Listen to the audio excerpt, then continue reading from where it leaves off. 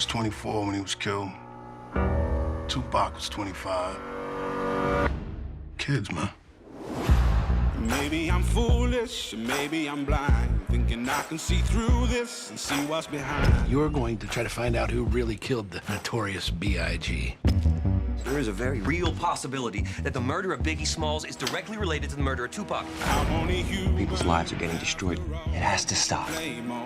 Is my objective to solve this case or cover the department's ass? My son Christopher and Tupac were friends. Look, I got you. What if it was a white celebrity who got shot? Get down on your knees! For us not to make an arrest, it's embarrassing. This case is legendary. I'm only human, after all, don't put the blame on me. Do you guys remember where you were when this happened, when Tupac and Biggie got shot? Babies. Yeah, like babies, toddlers. I didn't even know if I can spell Tupac or Biggie at that time. A baby, absolutely a baby, yes. So for you, reading this script, getting to know your characters and, you know, the whole story, did you learn a whole lot more that I know we're going to learn a whole lot more as viewers, but did you guys as actors? Absolutely, absolutely. I think, you know, for both of us diving into these icons, you know, there's so much from, you know, the inner circle that we didn't know, you know, the layers that both of these guys carried and which were humongous, you know, and I think as we continue to rip those layers off while stemming into the show, we was able to connect with so many things that they did and find the reason. And I know for me specifically, I was able to see why Tupac felt the way he felt. And I know, you know, he was fueled by a lot of passion, you know, and it was just a lot of things that resonated with me while doing my research on the show. I feel like we actually dived into who they were as people.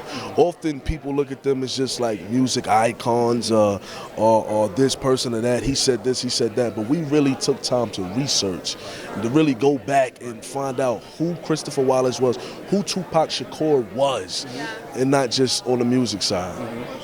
Definitely. On a lighter note, do you guys have a favorite song from the characters? I have a favorite song from both. My favorite song from Biggie Smalls would have to be Juicy. I mean, and I'm from Brooklyn myself. Like Meant to be. Yeah, you know. So I jam that all the time. My favorite song, Tupac, I have two. Brenda's Got a Baby and Dear Mama, just because I love the messages and where he went with it. Wow. Yeah. Absolutely. And because he did a favorite of both, I have to say for Tupac it was Changes because he spoke about powerful things that's still relevant to today. And as far as Biggie, unbelievable because Biggie was just a lyrical beast. So that brought it in right there. So now we have to ask you, if you have one or both, what would your favorite song be? Are you putting me on the spot? I like the California one. Yeah, California Love. And I don't have a Biggie favorite. Oh, but you will after the show. But I will after the show. You can hold me to that. How's that? We'll do a follow-up interview, then I'll answer that question. This is very exciting. We almost have matching sweaters on. Look at that. Look at that. Look at us. They're all matchy. So we only have time for one question, unfortunately. So I just want to know, do you remember where you were when Biggie and Tupac got shot? Yeah, I had just moved from North Dakota to California. I was living in Northern California, not far from where Tupac lived for a while in Marin County, in Marin City. I was up just north of that, and he was huge up there. Yeah. You know, he was huge because he'd grown up near there. And so I was staying on the couch. Almost lost my gum. I was staying on the couch, no money, just drove my 1986 Ford Taurus across country, and I was staying with some buddies who went to Sonoma State when we got the word. I'm about my company now. My legacy, my music. Been doing this for eons. Peons best to catch this vision of excellence, precise rapping ability. The money though, it's got people acting funny, yo.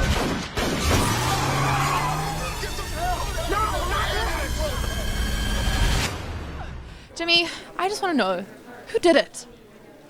Well, I mean, it's the case is still unsolved. What our job is to show you everything. Okay.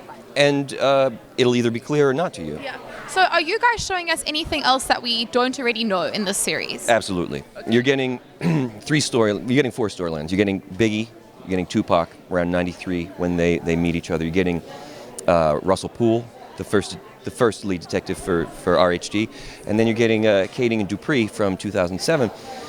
And with each of these storylines, not only are you going to get facts you didn't know, and connections you didn't know, but then you're also getting the entire story of the human being that you don't know. Everybody's just kind of been fabled into like, well, they did this or they were like this. You get to meet Tupac, his mom's Big, his mom, each detective's home life and how devastated it was by this crazy focus. So yeah, so much information you didn't know. So much. Beautifully told in like the most filmic way by Anthony Hemingway, the director. He's stunning.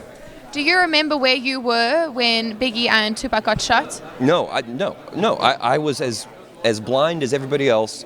That just, I heard a couple songs, and then when they passed, I didn't know the breadth of what they were saying and what they were doing. I was a white kid in New Jersey, and I was like, oh, keep your head up, it's awesome, but I didn't know the struggles. I didn't know.